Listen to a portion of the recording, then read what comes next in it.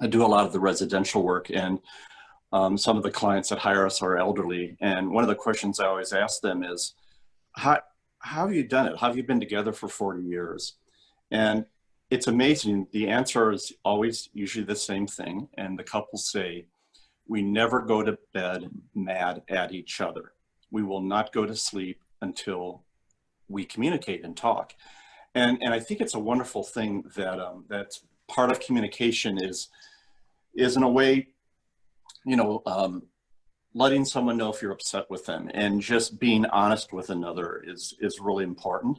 And I think another thing to keep in mind is walk in each other's shoes. It's you know, we can often get wrapped up into ourselves and not even try to understand the other person's point of view.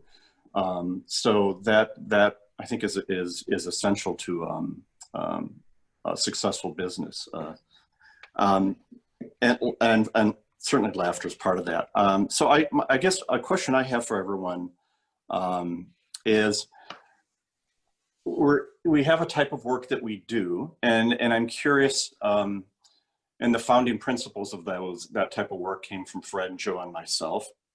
And I'm wondering if any of you feel there's something missing. You know, is there a desire that you personally have that you wish the firm could pursue? And so that has a lot to do with the future, but is there anything missing in our practice that you personally feel you would like to be doing? Well, I think one thing that we've dabbled in it, but I would love to see us explore more, is work more internationally. I know that we have certainly a local focus, and I think, you know, in a very understated way, we also have a tremendous domestic focus. But I think, you know, there's so much amazing architecture happening out in the world, and I think there's a lot to learn from other cultures and other countries, and I would love the opportunity to explore that. I'd like to strengthen more what we are doing, especially for museum cultural portion. Nathan and I are working on museum projects together long time, and we are a little bit worked on foreign country in the last year, and like Marisa said, I'm interested in expanding that to more internationally, especially where I'm from. If we could design a building where I'm from, that would be fun. I'm really hoping someday that to happen. That's my dream. I would say I really love the mix of what we're doing now. Maybe it's because we're so strong in the arts still right now, and our academic clients are always really wonderful to work with, and even teaching us. So I think the arts academic work is great. I think I miss the smaller scale too. I haven't done too much residential recently, so I think getting into some homes on the East Coast again could be nice as well.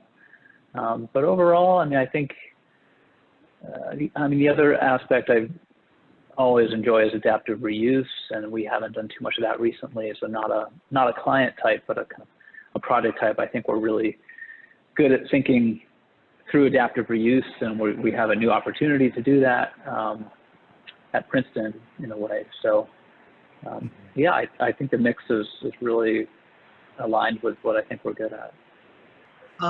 Personally, I'd like us to strengthen up our sense of scale. And when I say scale, as you know, we're kind of good in the middle zone on the building side of things, exhibition side of things, but we always seem to kind of dabble through some different clients, or we at least talk internally in the office.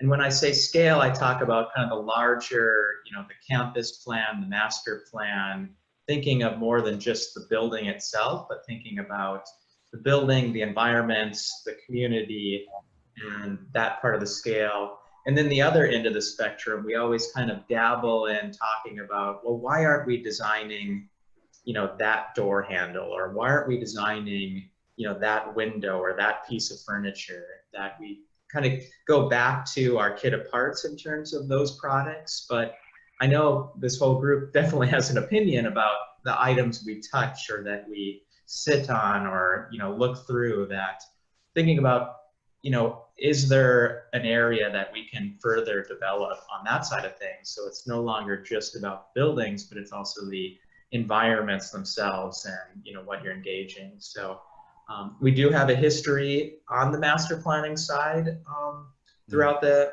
you know, years of this practice, but it's never truly been actively sought after. So that's kind of, that's what I'd like to see this practice reinvestigate, rethink about those opportunities and where we can fit in.